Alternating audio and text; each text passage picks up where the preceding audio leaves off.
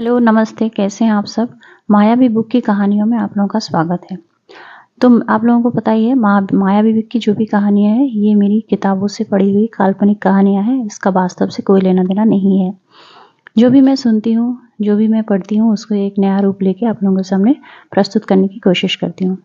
तो चलिए, ये कहानी जो है मैंने अपनी दादी से सुनी थी और मैं अपनी उसी अंदाज़ में आप लोगों के सामने पेश करती हूँ। तो श्रीकांत नाम की एक मास्टर जी हुआ करते थे, जो दूसरे गांव ट्यूशन पढ़ाने के लिए जाते थे। ऐसे ही एक दिन और ऐसे करते करते श्रीकांत को कभी रात भी हो जाती थी, कभी कभी शाम भी हो जाती थी। आते आते वो अपने साइकिल से आते जाते रहते थे। श्रीकांत की पारिवारिक अवस्था बहुत ज़्यादा ठीक ठाक नहीं था, इसलिए उसे ट्यूशन जितना दूर दूर गाँव में करना पड़ता था, उतना ही वो करने की कोशिश करता था। ऐसे ही एक रात शाम के वक्त वो मतलब ट्यूशन से आते हैं, तो उन्हें एक आदमी मिलता है विजय करके। तो वो कहते हैं कि श्रीकांत जी, आपको ना एक छरपुर गांव के एक नाम है, वहाँ पे आपको ट्यूशन पढ़ाने के लिए जाना पड़ेगा। तो जो श्रीकांत कहते हैं, हाँ ये तो अच्छी बात है, तो इसमें प्रॉब्लम क्या है? तो वो कहते हैं कि सुबह से जाना पड़ेगा और वहाँ पे बहुत सारा ऐसा ट्यूशन है, बुक करके आपको करीबन 2 बजे पे घर आना पड़ेगा, दोपहर 2 बजे तक। तो वो कहते हैं, श्रीकांत कहते हैं, इस तो मतलब मेरी फिर खाना वगैरह बहुत ही ज़्यादा समस्या हो जाएगी। तो वो कहते हैं कि वहाँ के गाँव के लोग जो है आपको खाना वगैरह सब कुछ देंगे। तो श्रीकांत इससे खुश हो जाते हैं। तो वो पहला दिन था जब उस गाँव के वो ट्यूशन पढ़ाने जाते हैं और उस छरपुर गाँव के बारे में श्रीकांत को पहले से कुछ भी नहीं पता था और जिस आदमी से उसने उस ट्यूशन के बारे में सुना था, उसने भी उसे खुल के कुछ भी नहीं बताया था। तो श्रीकांत जाते हैं और जाकर पहली बार देखते हैं कि उस गांव की जो अवस्था है, वो मतलब आर्थिक अवस्था है जो है, वो ज़्यादा मतलब अच्छा नहीं है। मतलब घर पे कृषि कार्य पे ही वो लोगों की गांव की जो हालात होती है वो डिपेंड होती है। तो ऐसे में क्या होता है कि एक बार दोपहर को मतलब नदी पार करके जाना पड़ रहा था। ऐसे उस गांव में ट्यूशन पढ़ाते श्रीकांत को बहुत ही ज़्यादा समस्या हो रही थी। तो ऐसे एक बार क्या हुआ था कि बहुत ही ज़्यादा बारिश हो रही थी, हल्की हल्की। फिर बारिश रुकने के बाद श्रीकांत अपने घर आ रहे थे छरपुर गांव से। तो धीरे धीरे नदी पार कर रहे थे अपनी साइकिल को लेके। तो ऐसे श्रीकांत देखते हैं कि एक लड़की जो है एक डाल पे बैठी हुई है, पेड़ के एक डाल पे, और सर जो है नीचे करके वो कुछ रो रही थी या फिर क्या कर रही थी, श्रीकांत को वो समझ में नहीं आ रहा था। तो श्रीकांत कह रहे कि सोच रहे थे कि इतनी मतलब भरी दोपहर को एक लड़की बहुत ही सुनसान जगह पर पता नहीं क्या कर रही है। तो बहुत ही ज़्यादा मन में सवाल तो आ रहे थे, लेकिन श्रीकांत जाके उस लड़की को पूछे ऐसा उनको हिम्मत नहीं हो रही थी। थोड़ी सी श्रीकांत डर भी रहे थे, मतलब पता नहीं क्या हुआ है इसके साथ, मतलब पूछना ठीक रहेगा और इतने बारिश में। तो श्रीकांत क्या करते हैं कि उस लड़की से कुछ भी नहीं पूछते हैं, फिर घर आ जाते हैं। फिर उनके बीवी उसे खाना वगैरह देती है। तो उनके बीवी उसे पूछते हैं कि आप थोड़े परेशान लग रहे हो, क्या बात है? तो श्रीकांत उसके बीवी को वो बोलते हैं कि ऐसे जब मैं उस गांव से आ रही थी तो एक लड़की जो है, ऐसे मैंने देखा उस लड़की को। सारी जो विवरण है वो अपनी पत्नी को बोलते हैं और फिर उसकी पत्नी कहती है, कोई नहीं, हो सकता है कुछ भी, पर आपको थोड़ा सा ऐसा नहीं लगता कि उस लड़की को जाकर मदद करनी चाहिए थी? तो श्रीकांत कहते थे, हाँ सोच तो रही थी, लेकिन फिर हिम्मत नहीं हुई। तो उसके बीवी कहती है, ठीक है छोड़ दीजिए, इन सब बातों पे क्या लेना देना है, होगी, हो सकता है मतलब बारिश में फंस चुकी थी, घर नहीं जा पा रही थी, फिर पहुंच गई होगी। तो श्रीकांत कहते ठीक है। फिर अब 2 दिन बाद श्रीकांत को उस गांव में ट्यूशन था।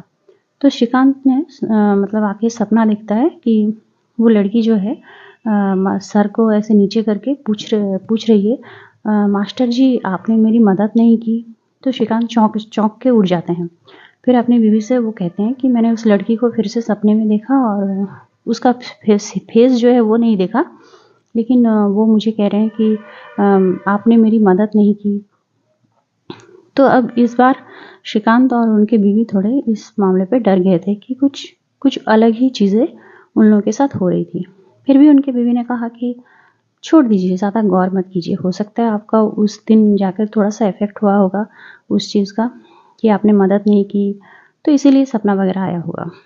फिर श्रीकांत भी उस चीज़ को छोड़ देते हैं।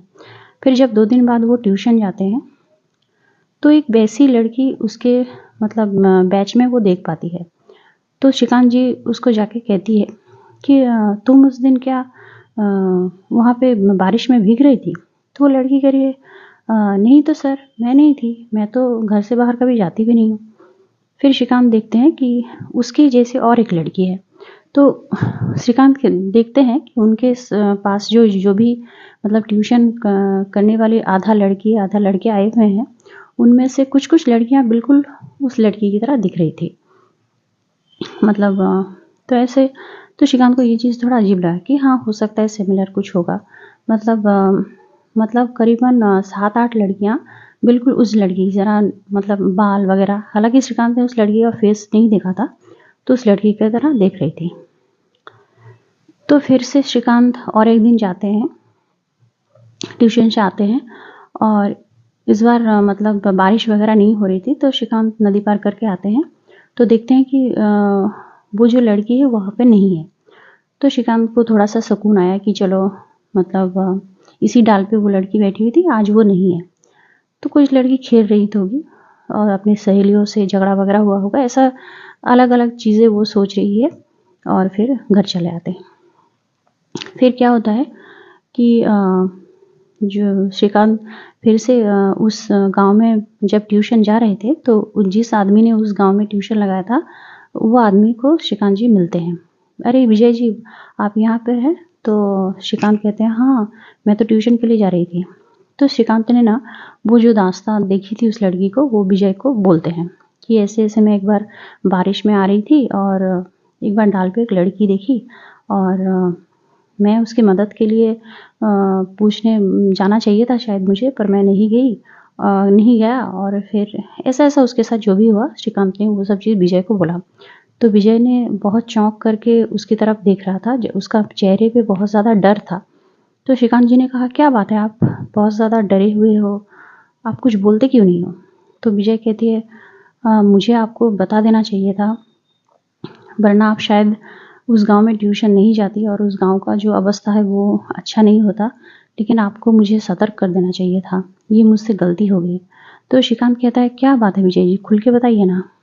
तो वो विजय कहते हैं कि उस गाँव पे एक प्रथा है जहाँ पे 13-14 साल की लड़कियों को अगर मौत हो जाए तो वो लोग ना कहीं उसको दफनाते नहीं हैं, जलाते नहीं हैं। ये बहुत आदिम प्रथा हुआ करता था कि उस डाल पे ना वो लोग रख देते थे और फूल वगैरह दे देते थे। लेकिन उसके बाद अगर आपने कोई ऐसी लड़की देखी है और उसका हालचाल पूछने के लिए अगर आप जाते, तो आपके साथ बहुत बुरा होता। भगवान का बहुत-बहुत शुक्र है कि आपने उस लड़कियों का हालचाल पूछने के लिए नहीं गए, क्योंकि जब भी अगर आप उन लोगों का हालचाल पूछने के लिए जाते, तो वो लोग आपको झुंड में अटैक कर देते, ऐसा कुछ। तो आपको वो लोग नुकसान पहुँचाना चाहते थे। तो श्रीकांत कहती है, हाँ, मैंने देखा तो था, लेकिन मैंने उसका मदद करने के लिए नहीं गया था। और मैं देखता हूँ कि उसके दूसरा दिन जब मैं ट्यूशन पढ़ाने के लिए गई, तो बहुत सारी ऐसा 7-8 लड़कियाँ उसके जैसा ही है। तो श्रीकांत कहता है कि नहीं, उस लड़कियों से भी आप बात मत कीजिए। आप जब भी ऐसा कुछ अगर देखें बारिश के दिनों में, तो आप प्लीज़ उनसे कोई भी उनका हालचाल मत पूछिए। तो अब तो श्रीकांत डर चुके थे और दूसरे लास्ट दिन जब ट्यूशन श्रीकांत जी ये सोचे कि इस बार मैं जाऊँगा और वहाँ पे ट्यूशन मना करके आऊँगा। ये मेरा लास्ट दिन है। तो जब भी श्रीकांत गए वहाँ पे और उस तरह की जो 7-8 लड़कियाँ उस जैसी दिख रही थी, वहाँ पे एक भी लड़की नहीं थी। और फिर श्रीकांत ही बाकी जो स्टूडेंट है उनसे पूछने लगे कि ये जो सफ़ेद फ्रॉक वाली लड़कियाँ कहाँ गई? तो बच्चे कहने लगे, कहाँ, वो उस सफ़ेद फ्रॉक वाली तो कोई लड़की यहाँ पे नहीं आते थे, हमारे साथ ट्यूशन नहीं करते थे। तो मतलब श्रीकांत को ही वो चीज़ें मतलब दिखाई देता था। तो फिर से श्रीकांत ने अपना हाथ जोड़े और कहा, मैं इस गाँव में और ट्यूशन नहीं पढ़ाने आऊँगा। उसके बीवी को भी वो बात बताई और उसके बीवी ने भी ये चीज़ ये मना कर दिया। तो बस आज की कहानी इतना ही था और फिर श्रीकांत कभी उस गाँव में ट्यूशन पढ़ाने के लिए नहीं गए। ठीक है, नेक्स्ट कहानी में मिलते हैं। सब्सक्राइब कर दीजिए। Thank you so much for watching.